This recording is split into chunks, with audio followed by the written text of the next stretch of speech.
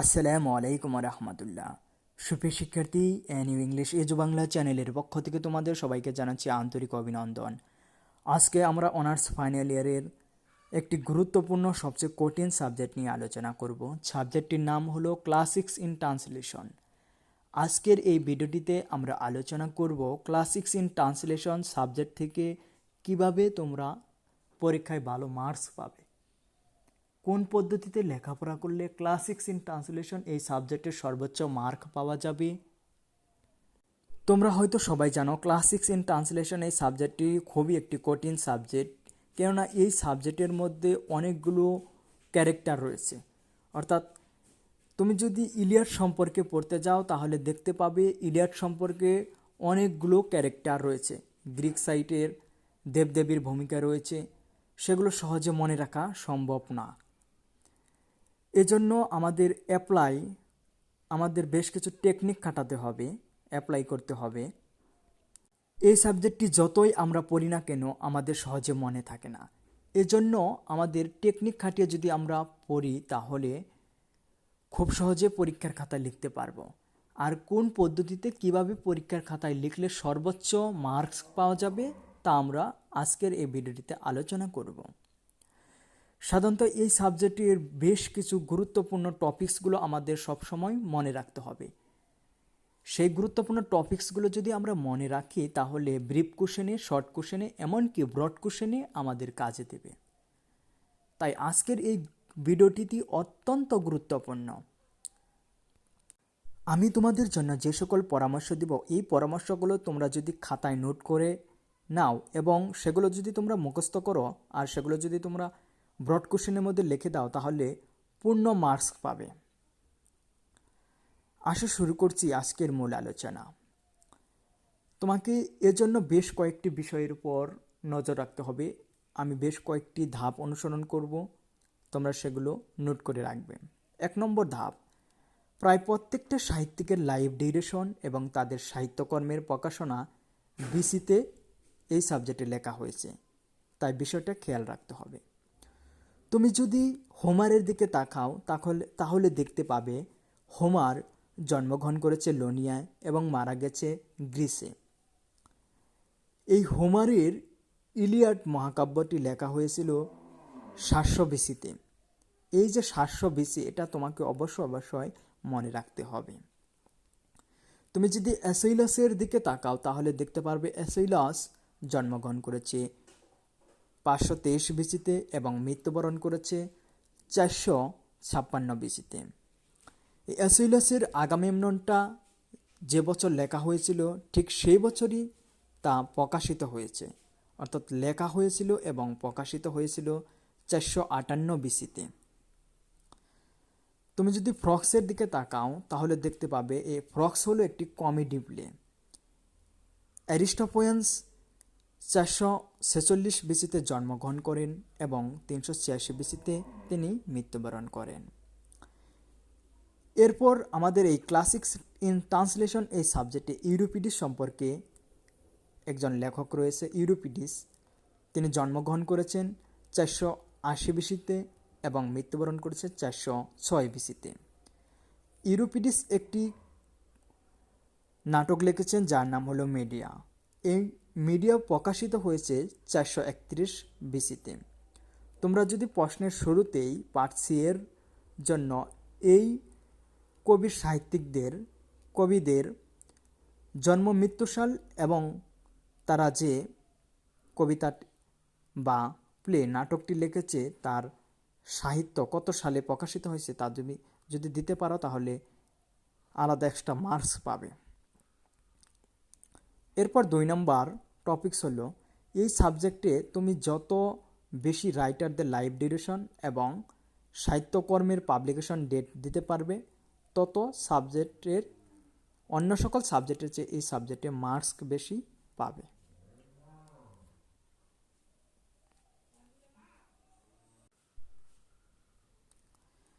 Classics in translation এই সাবজেক্টের সাহিত্যিকদের লাইভ ডিউরেশন এবং সাহিত্যকর্মের পাবলিকেশন ডেট নিচে আলোচনা করতেছি।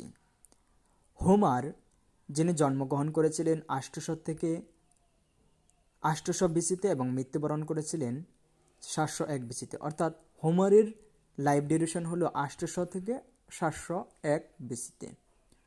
হোমারের ইলিয়াড এটি প্রকাশিত হয়েছিল 762 বিসিতে। এসেইলাসের লাইফ ডিউরেশনের সময়টা হলো 523 থেকে 456 বিসি। এসেইলাস রচিত আগামেমনন প্রকাশিত হয়েছিল 458 বিসিতে। ইউরিপিডিস এর লাইফ ডিউরেশন হলো 480 থেকে 406 বিসি এবং ইউরিপিডিস রচিত মিডিয়া প্রকাশিত হয়েছে 431 বিসিতে। অ্যারিস্টোফেন্সের লাইফ ডিউরেশন হলো 446 থেকে 386 বিসিতে। অ্যারিস্টোফেন্স রচিত দ্য ফ্রক্স এটি প্রকাশিত হয়েছে 405 বিসিতে। সেনেকার লাইফ ডিউরেশন হলো 4 বিসি থেকে 65 অব্দে এডিতে। এটি তোমাকে মনে রাখতে হবে। সেনেকার ফেইড্রা প্রকাশিত হয়েছে 1st সেঞ্চুরিতে।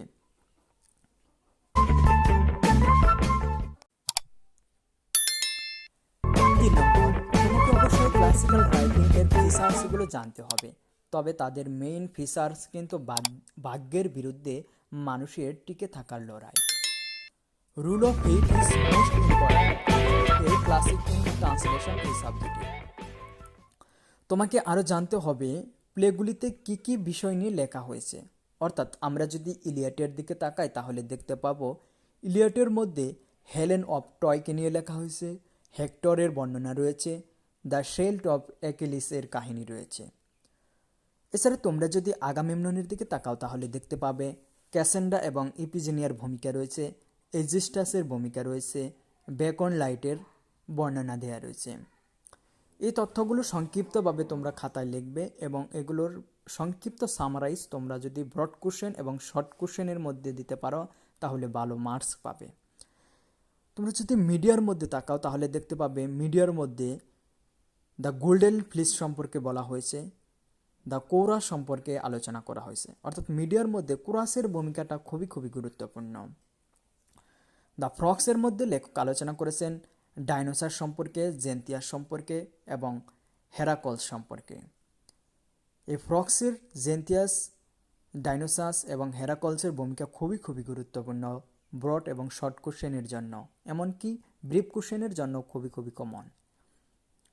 ফেড্ডা থেকে ডায়নার ভূমিকা রয়েছে, হিপোলিটাসের ভূমিকা রয়েছে এবং দ্য নার্সের ভূমিকা রয়েছে।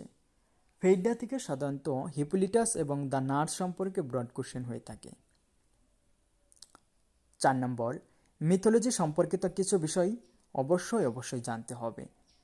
অবশ্যই এ ব্যাপারে তোমাকে জানতে হবে apple of discord, golden fleece, hereditary guilt, কিছু গডস এবং গডেস এর নাম, Trojan war, role of chorus, role of nurse ইত্যাদি। 5 নম্বর, নাটক ভিত্তিক কিছু লিটারারি টার্ম এবং প্রধান বিষয় জানতে হবে। অর্থাৎ কোন নাটকে কোন লিটারারি টার্ম এবং কি সম্পর্কে আলোচনা করা হয়েছে তার সম্পর্কে জানতে হবে। এখন আমরা যদি মূল বিষয়বস্তুর দিকে তাকাই তাহলে দেখতে পাবো ইলিয়াড মূলত best on Apple of Discord নিয়ে লেখা হয়েছে। অর্থাৎ ইলিয়াডের মূল বিষয়বস্তুই হলো অ্যাপল অফ ডিসকর্ড। আর এই ইলিয়াড মহাকাব্যের মোস্ট ইম্পর্ট্যান্ট অ্যাসপেক্ট হলো রথ অফ অ্যাকিলিস। আমরা যদি আগামেমনন নাটকটির দিকে তাকাই তাহলে দেখতে পাবো আগামেমনন নাটকটি মূলত রিভেঞ্জ ট্র্যাজেডি নিয়ে লেখা। এই আগামেমনন নাটকের ইনভেন্টেড টার্ম হলো ফ্যাটালিজম অ্যান্ড ফেমিনিজম। অর্থাৎ আগামেমনন নাটকের মধ্যে ফ্যাটালিজম এবং ফেমিনিজমকে দেখানো হয়েছে। আগামেমনন হেরেডিটারি গিল্টের মাধ্যমে ফ্যাটালিজমকে দেখানো হয়েছে। এরপর মিডিয়া, আমরা মিডিয়া নাটকটির মধ্যে এর মেইন বিষয়বস্তু খুঁজে পাই। বিষয়বস্তুটি হলো কনফ্লিক্টিং রিভেঞ্জ ট্র্যাজেডি। আর এই মিডিয়া নাটকের ইনভেন্টেড টার্ম হলো ফেমিনিজম। ডুয়েস এক্স মেশিনা, ড্রামাটিক আইরনি এবং পেসিমিস্টিক টোন এর ব্যবহার করা হয়েছে এই মিডিয়া নাটকটির মধ্যে। এই মিডিয়া প্লেটির মধ্যে গোল্ডেন ফ্লিস দেখানো হয়েছে। ইউরোপিডের সর্বপ্রথম লেখক যিনি নারীদের অধিকার সম্পর্কে লিখেছেন, অর্থাৎ ফেমিনিজম সম্পর্কে তিনি সর্বপ্রথম লিখেছেন। এরপর দ্য ফ্রক্স। এই ফ্রক্স হলো স্যাটারিক্যাল কমেডি অথবা comedy of ideas. Satirical comedy নিয়ে এই ফ্রক্স নাটকটি লেখা হয়েছে, অর্থাৎ স্যাটারিক্যাল এলিমেন্টস নিয়ে অথবা কমেডি অফ আইডিয়া নিয়ে ফ্রক্স নাটকটি লেখা হয়েছে। এখানে সাহিত্যের গুরুত্ব ব্যাপকভাবে ফুটিয়ে তোলা হয়েছে এই ফ্রক্স নাটকটির মধ্যে। আমাদের সিলেবাসে 5 নম্বর যে নাটকটি রয়েছে তা হলো ফেডরা। এই ফেডরা মূলত রিভেঞ্জ ট্র্যাজেডি। এই ফেডরা নাটকের মধ্যে রিভেঞ্জ এলিমেন্টকে তুলে ধরা হয়েছে। The worm of consciousness or remorse দেখানো হয়েছে এই ফেডরা নাটকের মধ্যে, অর্থাৎ স্যাটুন রয়েছে। থেসিয়াসের হেডেস যাওয়ার মূল উদ্দেশ্য সম্পর্কে একটু ধারণা রাখতে হবে। এখন আমরা 6 নম্বর মূল পয়েন্ট সম্পর্কে আলোচনা করব। 6 নম্বর পয়েন্টটি হচ্ছে 2 বা 1 লাইন সামারাইজ করতে হবে। অর্থাৎ তুমি যখন ব্রড কোশ্চেন লিখবে তখন 2 বা 1 লাইনের সামারাইজ করতে হবে, হঠাৎ মেইন বিষয়টা পিক আপ করতে হবে। অর্থাৎ যদি আমরা বিষয়বস্তুর দিকে তাকাই তাহলে দেখতে পাবো ইলিয়াড মূলত স্টোরি অফ ট্রয় অ্যান্ড রথ অফ অ্যাকিলিস নিয়ে লেখা। অর্থাৎ এই ইলিয়াড মহাকাব্যের মেইন সামারাইজ করতে গেলে আমরা মেইন বিষয়টা পাব ট্রয়ের ঘটনা, ট্রয়ের ইতিহাস এবং অ্যাকিলিসের রাগটাকে। এটা আমাদের সবাইকে জানতে হবে। এরপর আগামেমনন সম্পর্কে বলতে গেলে বলা যায় death of Agamemnon by his wife Clytemnestra. অর্থাৎ তুমি যদি আগামেমনন নাটকটি পড়ো তাহলে তুমি এর মোরাল থিম, মেইন পয়েন্টটা খুঁজে পাবে ডেথ অফ আগামেমনন। আগামেমননের হত্যা, মৃত্যু বাই হিজ ওয়াইফ, তার ওয়াইফের দ্বারা, যার নাম হলো ক্লাইটেমনেস্টা। এরপর মিডিয়া প্লের মেইন থিম, মেইন বিষয়বস্তুটা হলো betray of both Jason and Medea and their tragic end. The Frogs সম্পর্কে আমরা জানতে পারবো মেইন মোরাল লেসনটা হলো journey of Dionysus and Xanthias for taking back Euripides from Hades. অর্থাৎ journey of Dionysus and Xanthias, Dionysus এবং জেন্থিয়াসের ভ্রমণ, ফর টেকিং ব্যাক ফিরে আসার জন্য, ইউরোপিডিস ফ্রম হেডেস, হেডেস থেকে ইউরোপিডিসে ফিরে আসার জন্য, যাওয়ার যে একটা জার্নি ছিল তাদের। Phaedra convenience of the last of Phaedra. 7 number main point হলো এই ক্লাসিক্যাল নাটকগুলোর প্রত্যেকটিতে মোরাল লেসন দেয়া রয়েছে, তা জানতে হবে। আমি কয়েকটি মোরাল লেসন করে দিচ্ছি। ইলিয়াড, এই ইলিয়াড মহাকাব্য পড়ে তুমি 4টি বিষয় সম্পর্কে জানতে পারবে।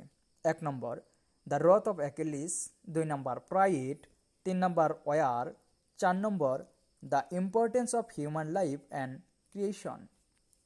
তুমি যদি আগামেমনন নাটকটি পড়ো তাহলে 4টি বিষয় সম্পর্কে মেইন ধারণা পাবে।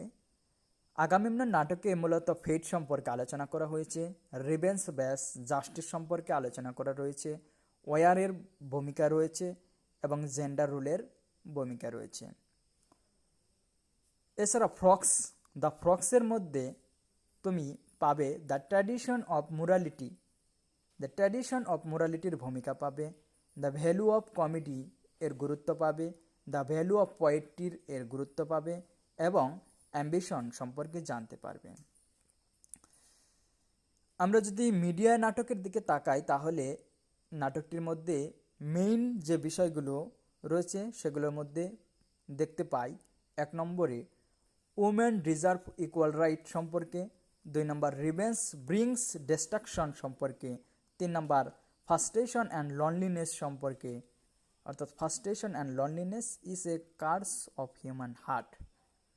4 number parents should sacrifice from their unlimited level for the betterment of their children. 8 number অবশ্যই ক্রিটিক্যাল অ্যানালাইসিস করা সামারি পড়তে হবে। 9 নম্বর এই সাবজেক্টের মধ্যে অনেক ক্যারেক্টার্স রয়েছে, তাই ক্যারেক্টার্সগুলোর মধ্যে লিঙ্ক তৈরি করে পড়তে হবে, অর্থাৎ কোন ক্যারেক্টারের সাথে কোন ক্যারেক্টারের কী সম্পর্ক দেখানো হয়েছে তা ভালোভাবে বোঝার চেষ্টা করতে হবে। 10 নম্বর মেইন পয়েন্টটা হলো এই কোর্স মিথোলজি ভিত্তিক, বাস্তব জীবনে এর কোনো অস্তিত্ব নেই, তবে তুমি যখন লিখবে তখন অবশ্যই এটাকে বাস্তব মনে করবে, তাহলে সেই ক্যারেক্টারের ভিতরে প্রবেশ করতে পারবে আর ভালো আউটকাম পাবে। 11 নম্বর পয়েন্ট হলো প্রত্যেকটা প্রশ্ন খুব সুন্দরভাবে পয়েন্ট এবং কোটেশন দিতে হবে। আমরা যদি আগামেমনন নাটকের দিকে তাকাই তাহলে দেখতে পাবো আগামেমনন নাটকের মধ্যে লেখক অনেকগুলো কোটেশন ব্যবহার করেছে। তাদের মধ্যে 1 নম্বর হলো my will is mine, I shall not make it soft for you. 2 number quotation they sent forth men to battle but no such men return and whom to claim their welcome come ashes in an run. 3 number in war the first casualty is truth. 4 number there is no avoidance in delay. 5 number she looked just like a painting dying to speak.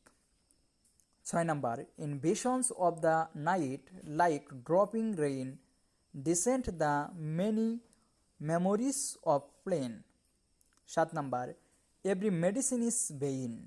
8 number by the sword you did your work and by the sword you die.